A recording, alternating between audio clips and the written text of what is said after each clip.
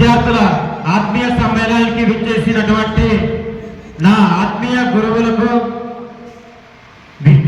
విద్యార్థులందరికీ నా హృదయపూర్వక నమస్కారాలు తెలియజేస్తున్నా. నేను ఇంటర్మీడియట్ శ్రీ వివేకానంద జూనియర్ కళాశాలలో ఇంటర్మీడియట్ పూర్తయింది. తర్వాతకి ఐటీఐ చేసిన, ఐటీఐ కంప్లీట్ అయింది. అయినా అప్పుడప్పుడే జూనియర్ లైన్మెన్ పోస్టులు పడ్డాయి. జూనియర్ లైన్మెన్కి గవర్నమెంట్ జాబ్కి అప్లై చేసిన, ఎగ్జామ్ రాసిన. 2-3 మార్కులతోటి నా ఉద్యోగం పోయింది. తర్వాతకి వేరే పనులు చేసుకుంటూ ప్రైవేట్లో జాబులు చేసుకుంటూ వచ్చిన.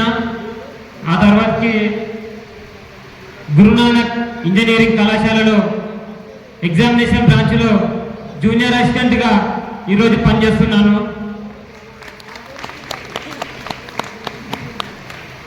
అలాగే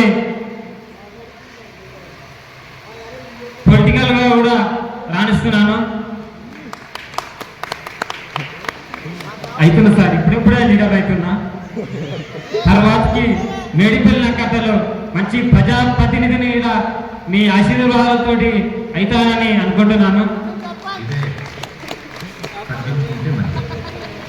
సార్ల గురించి ఎంత చెప్పినా తక్కువనే, ఇక టైం లేదు సార్, టైం సరిపోదు.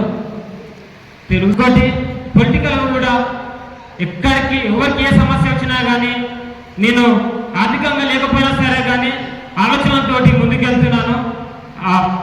రెవెన్యూలో కానీ హాస్పిటల్ సంబంధించిన విషయాలు కానీ ఏ సమస్య వచ్చినా కానీ నేను తీసుకెళ్తున్నానని ఈ సందర్భంగా తెలియజేస్తూ ముగిస్తున్నాను.